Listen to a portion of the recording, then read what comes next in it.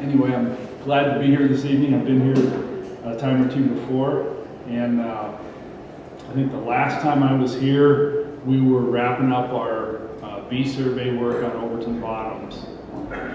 And I'm going to talk a bit about that tonight, but I'm also going to talk about a little bigger picture, and that is native bees associated with river bottoms throughout the Midwest. There's, in the greater Midwest, I work in a region that's called the Midwest region of the U.S. Fish and Wildlife Service, and that region encompasses 8 states: Missouri, Illinois, Indiana, Ohio, Michigan, Wisconsin, Iowa, and Minnesota. And so that's how the U.S. Fish and Wildlife Service defines the Midwest. People in Kansas think they're in the Midwest, and maybe people in Pennsylvania think they're in the Midwest, but that's how we define it. So within those 8 states, we have a number of what are called networks. I don't want to get too far into this because it quits making sense in pretty short order. But within the networks, these networks were formed about 10 or 12 years ago. And the Big Muddy Refuge is in a network called the Big Rivers Network. And so within that network, there's a group of biologists that meet probably 3 times a year on conference calls, and 1 time during the year face-to-face. And we talk about common issues, and we talk about opportunities and needs, knowledge gaps, that sort of thing. And so 4 years ago, we started a survey of native bees on Overton Bottoms. And so over the course of 3 years, I shared with my network buddies what we were learning about bees and the habitats that we were surveying bees in. One being an upland, kind of on top of a bluff, kind of an old field on an abandoned farm. And then another habitat was kind of new bottomland forest, and then a third habitat was kind of a wet prairie or ephemeral seasonal wetland environment. And the people in my network all said, well, gee, we've got habitats similar to that on our refuges. And we've looked for a number of years at things like fish and macroinvertebrates and, of course, birds. And but we've never really looked at insects. And so within the last 10 years, bees in particular have gotten a lot of attention nationally, and most of that has been about honeybees, which are not native to this country, but they've been here since the 1600s. And they're an important agricultural engine. Anything that produces a berry, certainly, and most things that produce a seed, an edible seed, require a pollinator. So I can't remember the numbers, but it's about 45% of agricultural crops depend on pollinators, and it equates to billions of dollars. So because of that, there was money and interest in looking at native bees. And I'm really fortunate that the state of Missouri, the Department of Conservation, has a fellow that's a natural history biologist, but who has been looking at bees in Missouri and throughout the Midwest for about 20 years. And so I met Mike Arducer from MDC, and he helped me identify bees that we caught on Overton Bottoms. And there was interest within my network to look at bees on river bottoms on other stations throughout the Midwest. And so we put together a really tiny grant proposal and got some funding and set off with a shoestring budget to look at bees elsewhere in the Midwest. This was totally voluntary. There was no mandate within the Fish and Wildlife Service to do this. And in fact, we had to fight some upper level managers to make it happen. But anyway, we started this year. We're looking at native bees on 10 stations within the Big Rivers network of the Midwest region. And what we're doing is we're conducting a survey of native bees. We're sampling habitats on 10 stations. Most of these habitats are located within a half mile of a big river. And we're establishing a baseline of what's there. There's, within those 8 states, there's about 650 species of native bees. Within Missouri, there's about 450 species. And on over to the bottoms across the river, we found, so far, we're still doing ID work, but so far, we're up to about 150 species. And the interesting thing about bees is they live their whole life within about a mile of where you find them. Maybe with the exception of the squash bee, which can travel 5 to 10 miles in search of squash plants. So they're very local to where you find them. And there are kind of 2 categories of bees, well, probably 3. There's those bees that are generalists, like bumblebees and honeybees. They visit almost anything that's in flower, and they are out all summer long doing that. Then there's bees that are specific to a group of plants, like asters or willow. And then there are bees that are specific to certain species of plants, like hibiscus. So the hibiscus, the wild hibiscus that you see in the bottoms, there's one bee that pollinates that plant. And that's the only place it gets its pollen. So there's that level of interrelationship, and then there, like I said, are things like honeybees and bumblebees that visit lots of different things. This is a kind of a poor slide because I had to squish it to get it into the PowerPoint. But these are the stations that were sampled this summer. And at Big Muddy, we sampled at our Cora Island unit near the confluence of the Mississippi. We did put another star here for over to the bottoms because we did count those bees too. But so these are 10 stations that were sampled. We went from La Crosse, Wisconsin, south to Middle Mississippi Refuge, which is actually on the Illinois side of the Mississippi, and it's 50 miles south of St. Louis. And then we kind of have an outlier with Squaw Creek. So that'll be kind of cool. The Illinois River Refuge obviously is on the Illinois River. And then we do have a couple stations on the Ohio River, but they didn't participate. And we actually have a couple stations further up into Minnesota along the Mississippi, and they didn't participate either. And you know, I've been doing presentations now for about 4 years, and this was news 4 years ago, but most people kind of know this stuff, at least at some level. So pollinators are important, and bees are the workhorse pollinators. I mean, there's certainly moths and butterflies and beetles and flies and bats and a couple mammals and at least one reptile that are pollinators as well. But bees are the only pollinator that intentionally gathers pollen. It's their primary food source for both themselves and for their young. And so they are busy rooting around in flowers, gathering pollen, and hauling it somewhere else.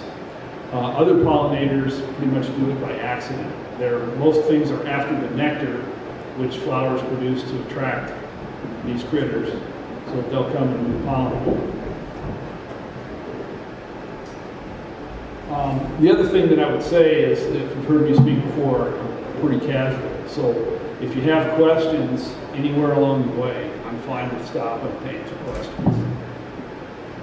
So why are we doing it? Some of these I've mentioned. They've got an annual life cycle.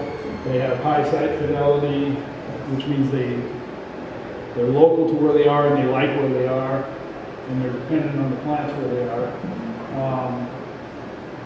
Maintaining a diverse assemblage of pollinators is one of the best ways of minimizing risks from things like climate change, or even what we would call stochastic events. So flood, tornado, things like that. And pollinator diversity provides insurance, not just for current conditions, but for future conditions as well. So pollinators are important. And they're important for a number of reasons, like these. How we sample, we use, for this study this summer, we gave each station an option, 3 options of involvement. So there's 3 methods for collecting bees.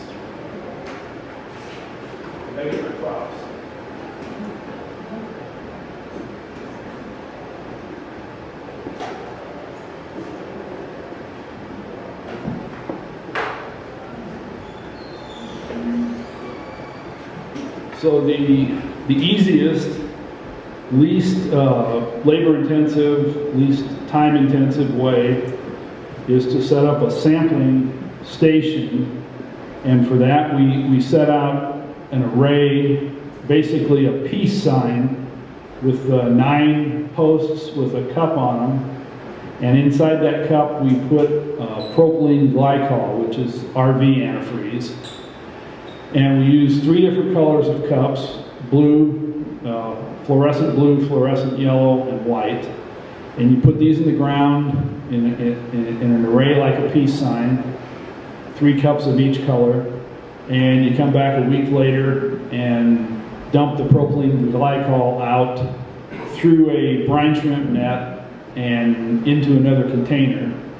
And what's left are a bunch of orange, greasy bees in your brine shrimp net, and then you place those in alcohol and you send them to Mike Arducer, who has to deal with them. So that was the least amount of effort involved, and we had a couple stations that only did that. And how often would they dump those out? We left that optional too. We wanted at least 1 sample a month, but the more rigid, if you could call it that, protocol that we used at Overton was twice a month. And the sampling we did at Overton Bottoms, we had a group of volunteers, the Boones Lake chapter of the Missouri Master Naturalists. So I had a number of folks, probably 20 people over those 3 years who helped me with that, and then I had a couple of interns who helped me as well. The other little more labor-intensive way to sample is what this young lady is doing in the picture, and that is taking one of these cups and filling the cup with water and dish soap, and then setting it on the ground. And this is our forest habitat that she's sampling in. And again, we use 3 colors. We use 15 bowls in the transect. And we used 1 transect in each different habitat we wanted to sample. So we had 1 transect in the forest, 1 transect in the wetland, and 1 transect in the upland. So the bowl, these are called bowl traps, whether they're on a stick like that or whether they're these little bowls. Some people call them pan traps because when they first started using them, they were actually like cooking or like cake pans with water in them. But they soon figured out size didn't really matter. It's color that matters and visibility to the bees. So if you're setting them in a forest, it's got to be kind of in a semi-opening where bees can fly through there and see them.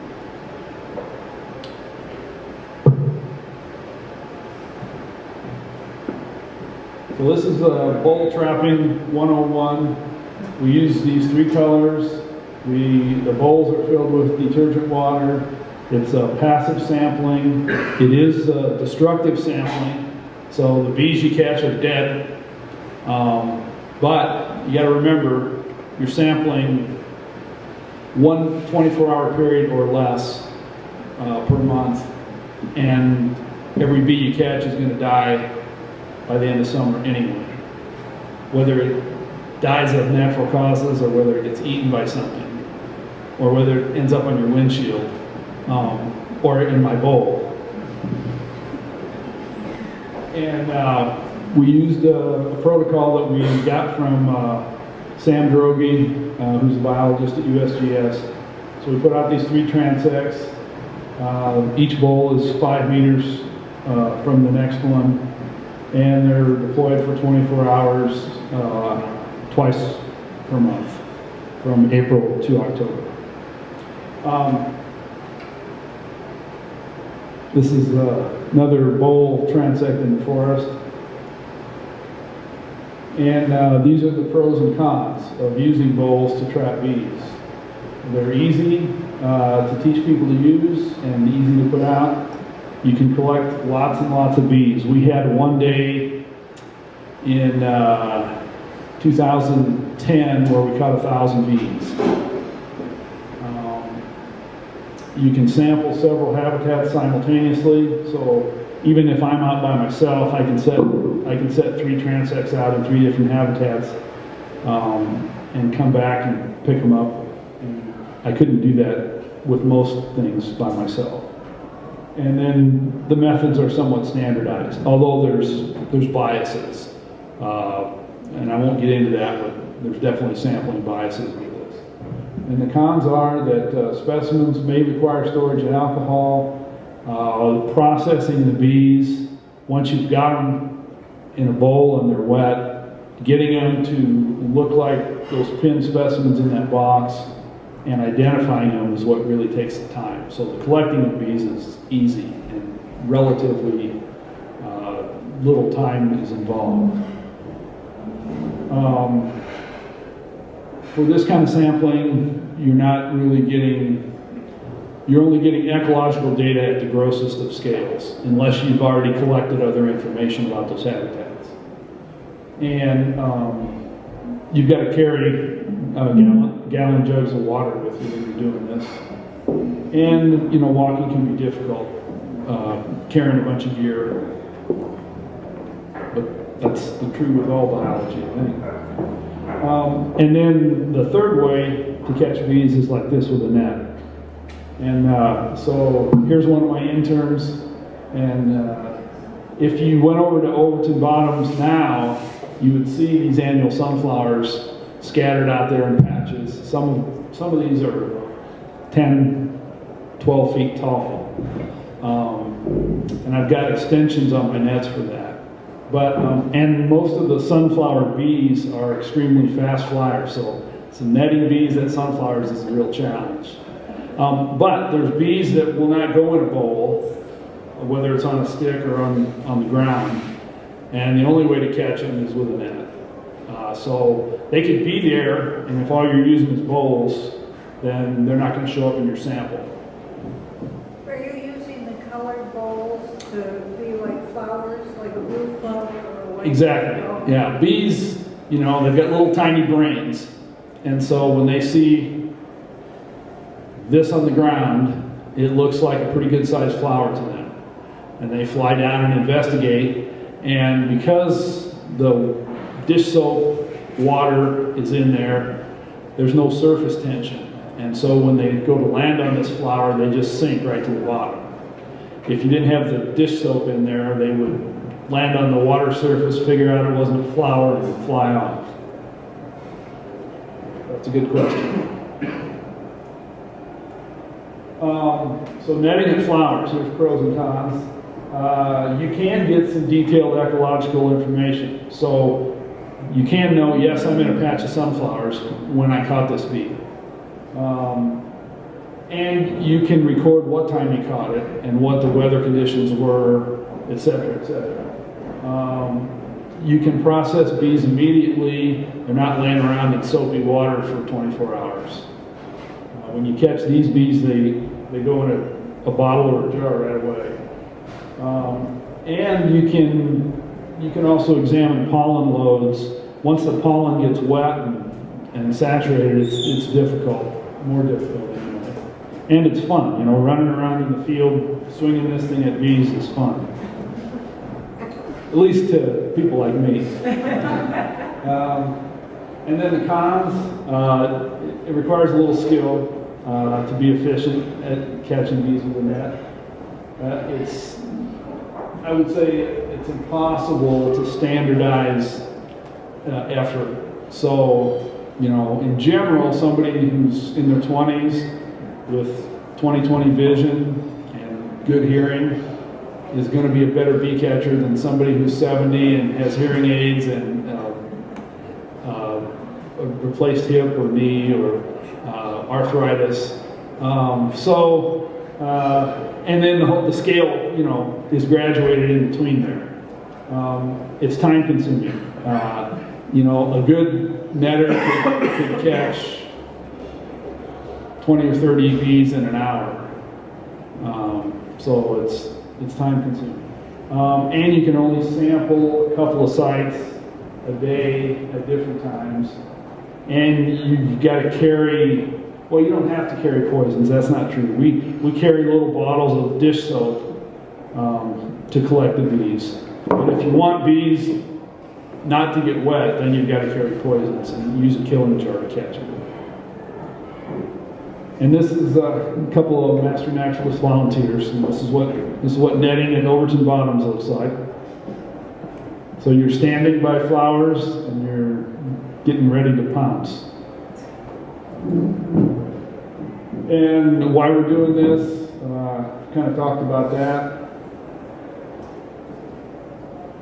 And this is what our sample site at Overton Bottoms looked like the entire time. Well, every summer that we caught bees at Overton Bottoms, this is what it looked like at some portion of the summer. So it was challenging. And of course, this summer we had the opposite, where it never looked like this, not even for one day. It's amazing how bees and plants respond to those different conditions. And then here's just a few of the more common bees that we found. This is a bumblebee. It's Bombus griseocolus. There's about 8 bumblebees in the state of Missouri. This was our most common bumblebee at Overton Bottoms. And this is a bumblebee called Bombus auricomus. And this was probably our least common bumblebee. This one, or Bombus pennsylvanicus, which looks very similar. Our least common bees at Overton Bottoms. But this summer when we went to Cora Island, this was our most common bee, and Bombus griseocolus was our least common bee. So it was flipped, just in that 125 miles. Not exactly the same habitats, but similar habitats. And of course, not exactly the same growing season. So different plant phenology. So I can't really tell you why that is. All I can say is we looked and here's what we saw. This is a bee that is a wetland specialist. It's called, there are no good common names for bees, which keeps them from being really embraceable and sexy. So I'm not big on scientific names, but you got to call them something. So this one is Nomia nortoni, and you can see those huge hind legs, and this is a male, and the male has these extra thick, extra wide hind legs. Males don't gather pollen except to eat it. And males don't have stingers. So only females can sting you. So half the bees you see can't sting you. And male bees have a pretty good life. They basically hang out and wait for females to show up. And so I don't think anybody knows exactly why the male has these strange hind legs, but obviously it could be to attract a female and say, hey baby, look at these guns.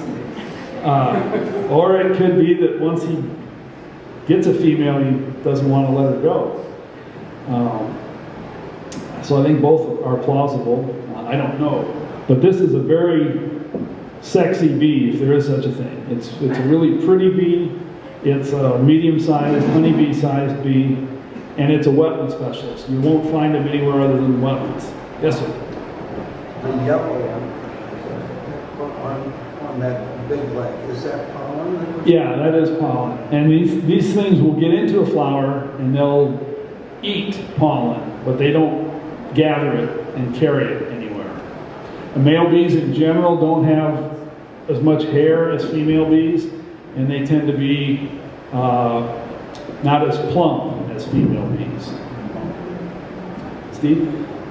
So a wetland specialist, what is it about wetlands that might make the bee be specialized in the wetlands? The particular plants that it likes to feed on? Or? Great question. On river bottoms in the Midwest, the soils tend to be either very silty or very sandy.